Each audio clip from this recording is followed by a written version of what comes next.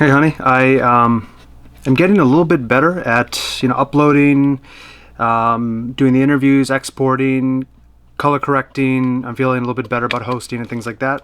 And I have so much to tell you. This library is going to take years to build. So the original schedule I had once I got into some sort of a rhythm was to upload every other day. But I think I can do it a little bit more often now. So and this just so much that I want to say to you and show you that maybe I'll do it every day. We'll see. Depends on like what type of video it is. I have a lot of travel videos, about 5 terabytes full of travel stuff that I don't know how to do travel videos, edit them, but we'll find out the hard way, right? Together. And yeah, so anyway, let's start this episode with how to think. It's something that I wanted to convey to you most, not what to think, but how to think. And if you also want to know what to think, we can discuss and debate that in real life, you and I, and have some good intellectual discussions on that. But how to think are instruments that are useful in how to assess the world and humanity and nature and yourself, your own brain, me, this. It's just a way to think. It's like if there's one lesson that I would want you to most understand, it is to protect your brain and to be aware of your brain. I believe it was Socrates who said, know thyself. A life unexamined is not worth living. You should know what you're doing and why you're doing it. You should be able to see yourself from an outside perspective, as if there's like a camera recording you and there's a documentary about your life. What would you look like? We are always operating in our own sort of solipsism. I'm not sure if I'm using that word correctly. But so we are viewing the world from the outside, from the inside out, but we're not seeing what we're doing. And that's why sometimes I love things like the overview effect when you fly an airplane or are in space and you can see, well, you can't see how small you are. That's how small you are. But all your stresses, your worries, your anxiety are being born from your 3-pound brain, as I said in the intro. And also right now, especially, this wasn't the case so much before, but there are really evil companies who are using psychology to essentially groom everyone and to make them think the same way. It's obvious to me as a person who called it out early when I saw their program, and then I stayed away from it. And now, years later, I'm seeing, everyone essentially saying the same thing. They're in a microcosm, they're in a bubble without being aware that they're in the bubble. That's the most tragic part, is that if you knew you're in the bubble, that's okay. But these people think that they're outside of the bubble, but they don't realize that they're in it. And there are ways to assess that too. You should be doing interviews with people abroad and from all different ages and genders and everything. And so once you get to know so many different people, you'll begin to see how stories are not quite in line with the truth. But let's not go into all this stuff. It's gonna, I don't want anything to sound conspiratorial or anything, which is what it would sound like if I don't provide data. So let's skip all this for now. But this is one of the reasons why I always say, protect your brain, protect your brain, protect your brain. And even someone like me who will be preaching that till the day I die, I also find myself sometimes getting groomed by accident. I go, oh, shoot, I should, snap out of it. But anyway, let's start with like a simple one. This is called the Pareto principle. I think it's named after some Italian dude from the 1920s or something. Okay, the Pareto principle. Another way to assess this is called the 80-20 rule. Okay? And that, in short, when you study anything, there's always 3 ways to examine it. Do it short term, so the next hour, the next week, the next month of your life. Medium term, which is over the next year to 2 years. And then do it long term, which is 2 to 10 to 20 to 30 years, and you'll start to see waves. There are these books that are popular now that talk about how generations work in a 20-year span. So there's 4 major generations. So you have like an 80-year block, 2020, 2020. So that's a way to kind of take like a less myopic look at it and see what we're doing in that 20-year span, whether you want to believe that philosophy or not. But it's just an interesting way to examine life and science and the data. So something that you may have had a strong opinion on in the immediacy, immediately, that's okay. And then if you go back on that a year later and you renege on some of your beliefs, or 5-10 years later, that's okay. Like, don't be embarrassed by that. A lot of humans hunker down because they're like, well, this is what I was before, so I should stay that way always. But no, if you're a good scientist, which I know you will be, and you are, it's okay in the face of new data to go, well, I was wrong with that. And I'll speak on this on another episode. I'm meeting a lot of top tier scientists who are very easily showing their human bias, and it's really sad to see. As a kid, I made a prediction that in adulthood, maybe like 40% of adults were not knowledgeable or weren't aware. And as I got into adulthood, it's like very sadly like not even 1% that know what's going on. Like 99% just seem to really not be knowing the truth of what's going on. So this is an attempt to, convey some of the truth to you and whoever's listening. Once again, I'll get distracted, so let's just focus, right? 80-20 rule is simply this. It says that 80% of your success, be that monetarily, health, happiness, whatever you're trying to do, will be determined by about 20% of the input or the work or the action that you're taking towards that goal. This is not an exact 80-20. It could be 85-15. It could be 60-40, whatever. But it's important to just take a look at this and say, not 100% of the input into this goal is going into 100% of the gains of that goal.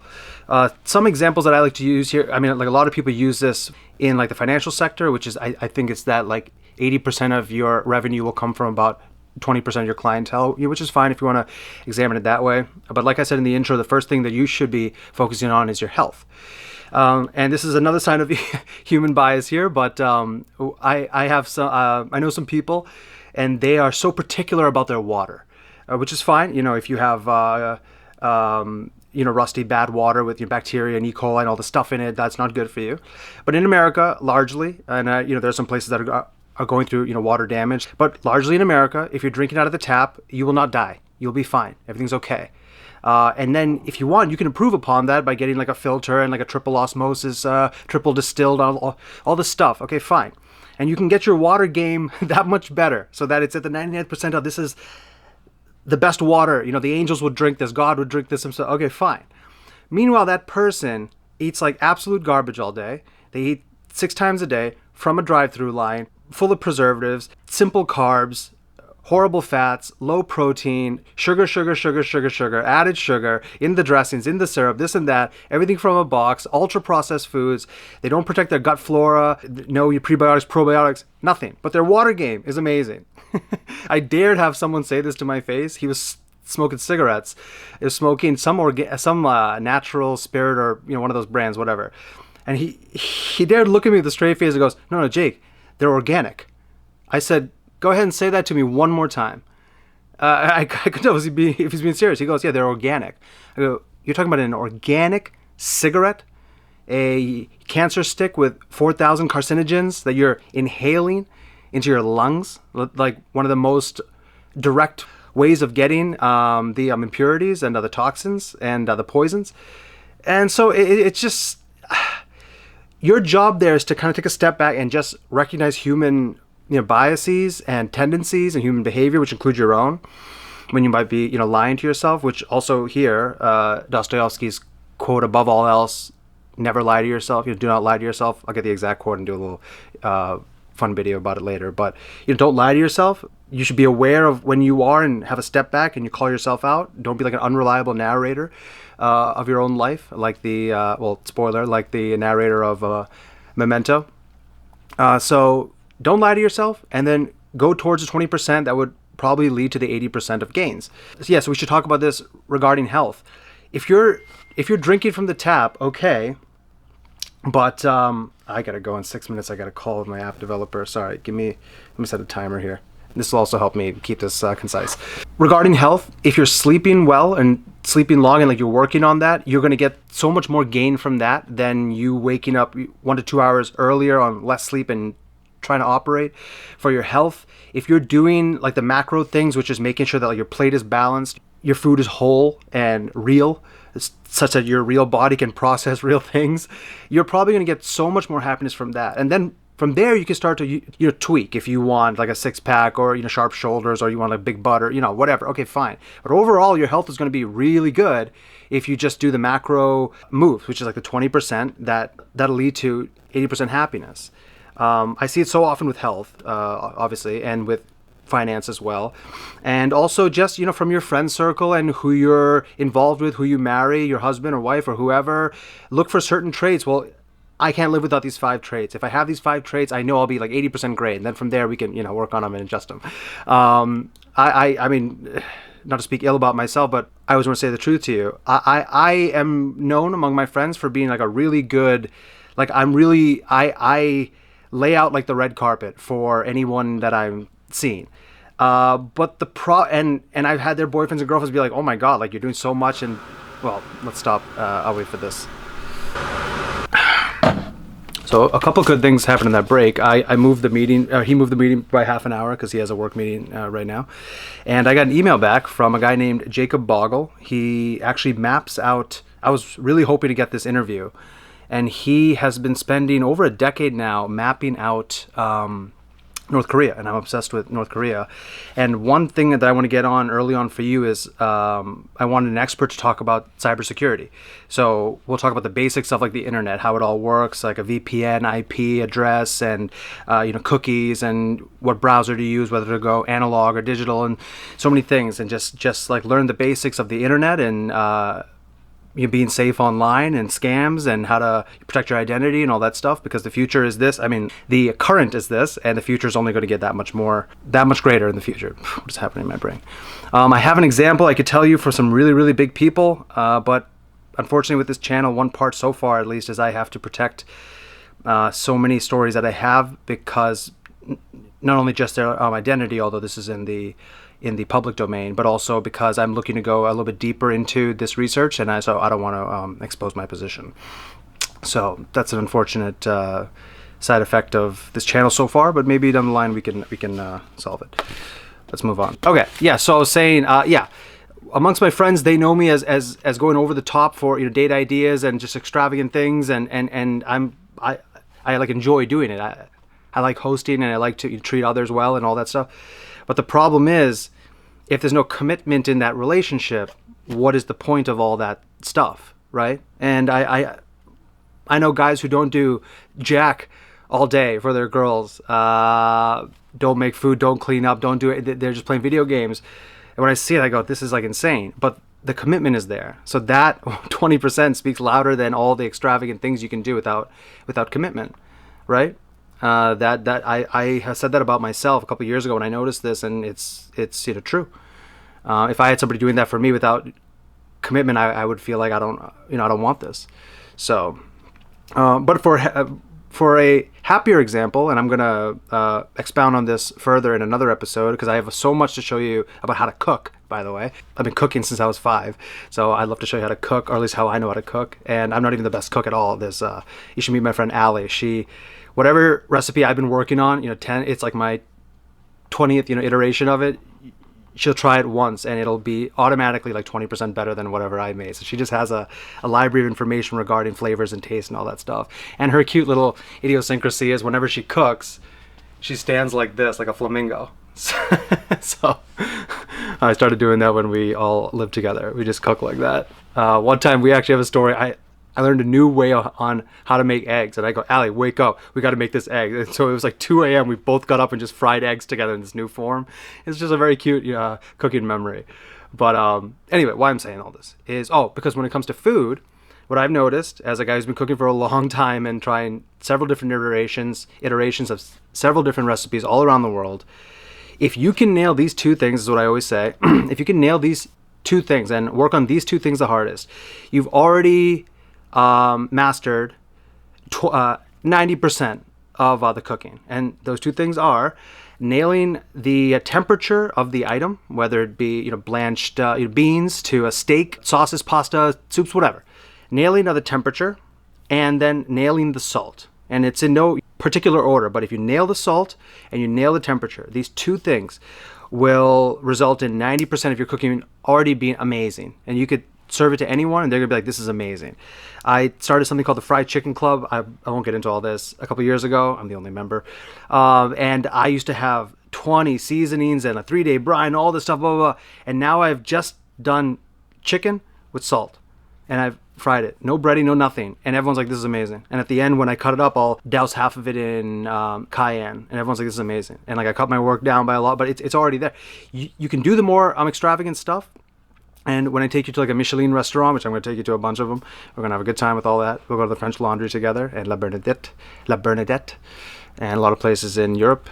And yeah, we'll be foodies together. I love food and I love to cook, and yeah, I'd love to cook with you.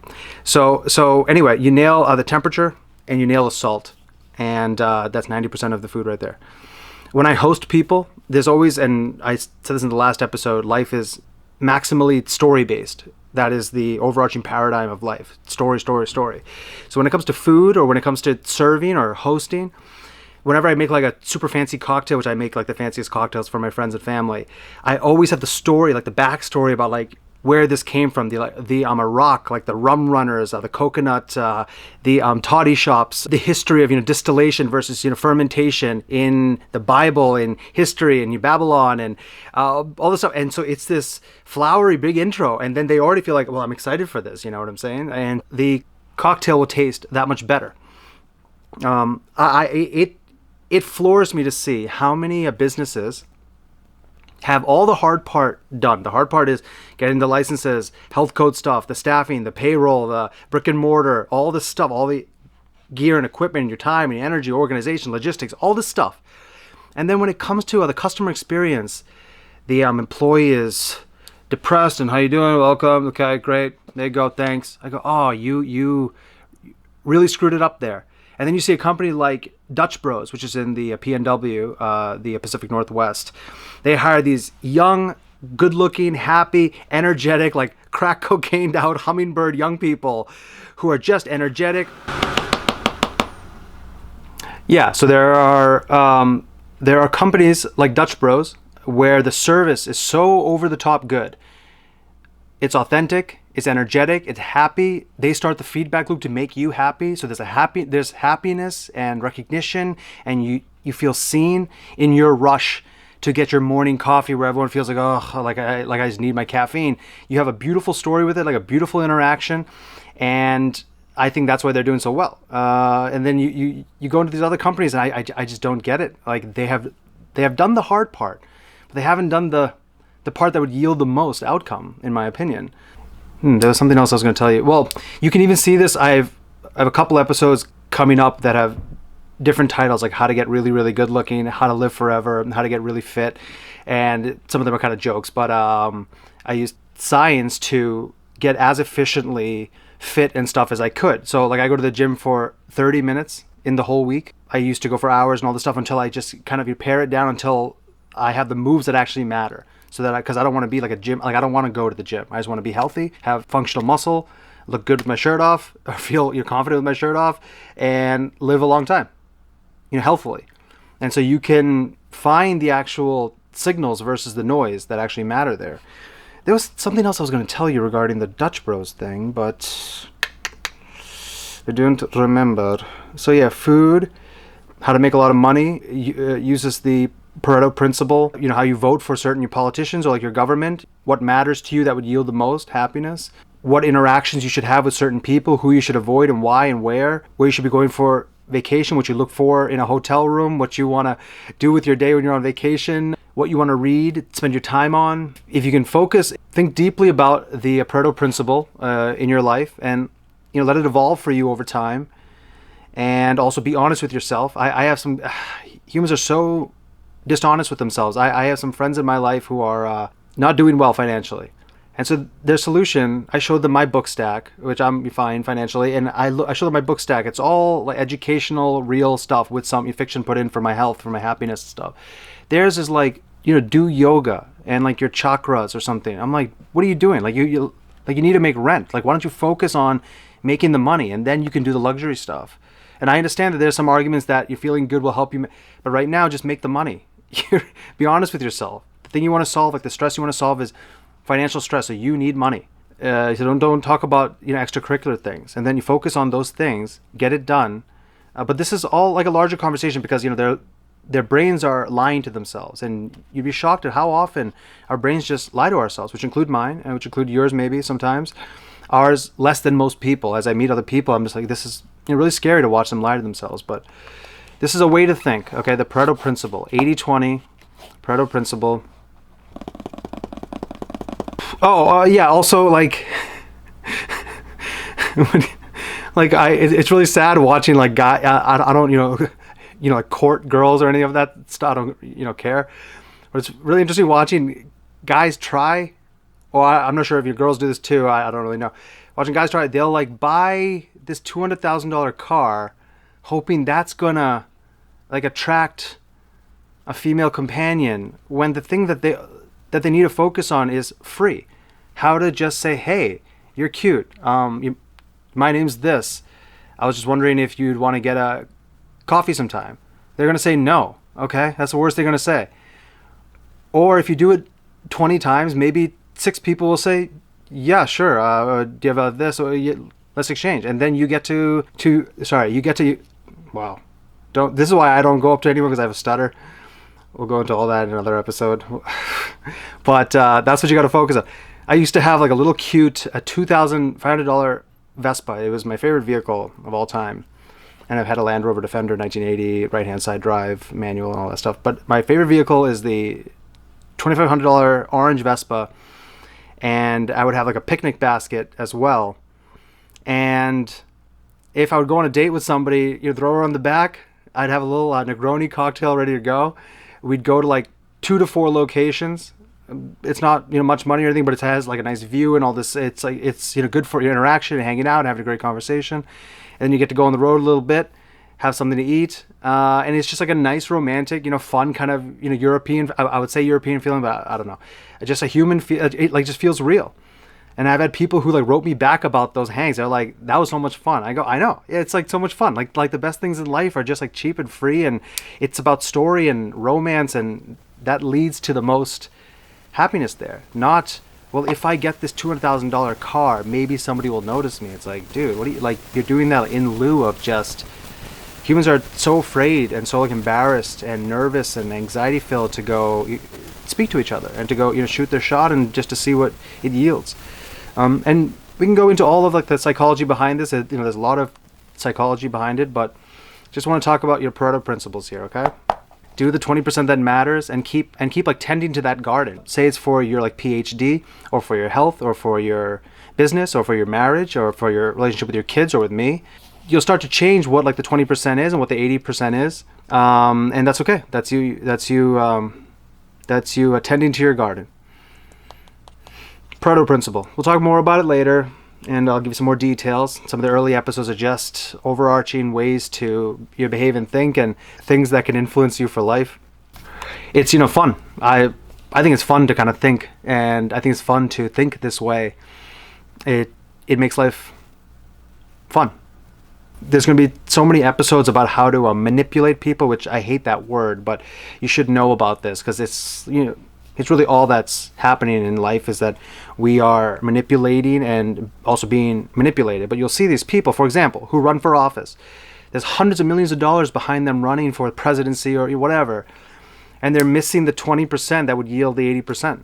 They are doing everything else except for this like one, and oftentimes it's just a free line or like a way to speak like a human. Just be relatable, just be cool. And by the way, they're getting away with travesties policy-wise.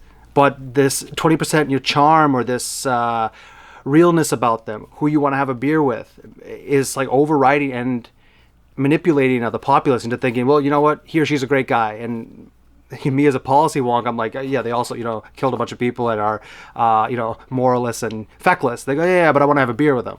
So there's a 20%. You and I as political scientists, we don't judge, we just analyze the data. So there's so many places you can apply this.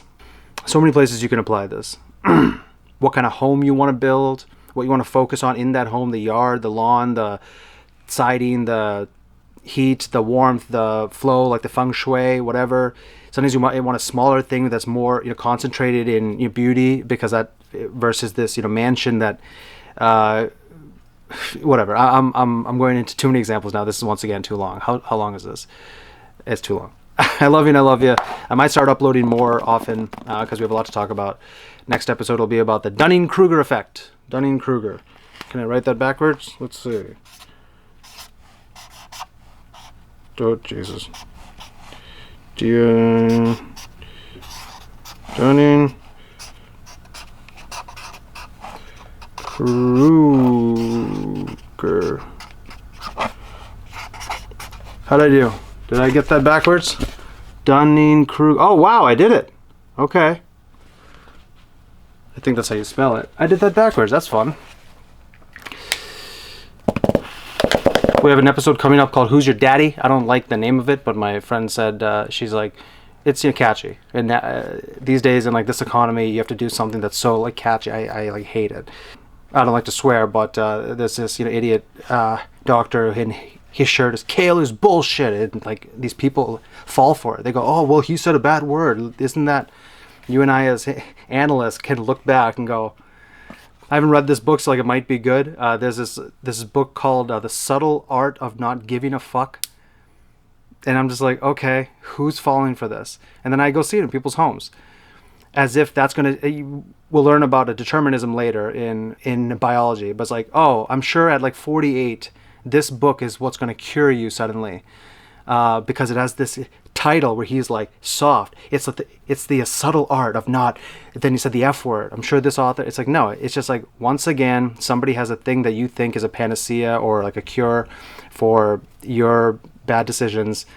You fork over $30. He collects $30 from a million people. He makes a lot of money. He's good. He buys his yacht.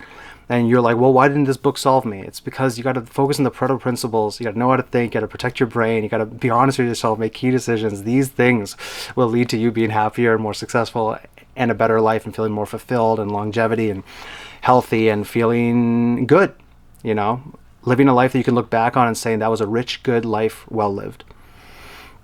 Not buying that book. Oh, which might be a good book. I haven't read it. Okay. That's my cue to exit. Bye, baby. Hope you're having a good day. I love you and I love you. Bye.